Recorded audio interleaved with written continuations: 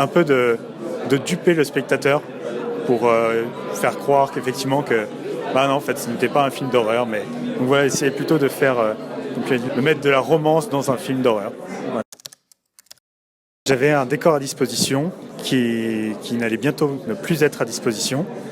Et donc, ce décor avait une singularité d'être communicant entre les deux maisons étaient communicantes via une porte. Parce que comme il est dit dans l'histoire, à l'époque, le bâtiment formait un seul et même lot. Et en fait, j'ai écrit cette histoire autour de cette singularité. Et c'est devenu assez rapidement un film entre copains qui s'est écrit entre le moment du tournage et l'écriture originale. Alors j'ai appelé le titre du film Erosimo parce que Eros, c'est à la fois le dieu de la guerre et le dieu de l'amour.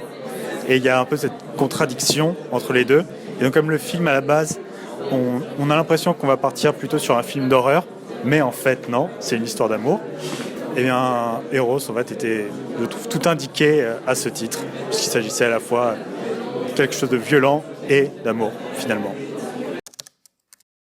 J'adore les films d'Ari Aster. À 24, c'est pas très original, mais ça peut matcher un peu avec l'univers de mon court-métrage. En fait, j'ai fait les Beaux-Arts, que j'ai arrêté pour faire une école de cinéma. Finalement, je ne suis pas vraiment allé au bout. Ensuite, j'ai commencé un peu à travailler dans le cinéma, et quelque chose a fait que j'ai dû arrêter pendant presque 5 ans. Et là, je suis revenu dedans il y a 1 an et demi, 2 ans, où je me suis mis à mon compte pour faire vidéaste. Principalement, je filme des événements. Et en fait, j'ai toujours voulu, c'est pas très original, mais écrire et réaliser des films. Et ça, c'est mon 2e projet depuis que j'ai recommencé. Et sinon, j'ai fait, il y a 7-8 ans, des courts-métrages perso et dans le cadre de l'école. Et c'est mon premier festival. Et je suis vraiment ravi. Merci beaucoup.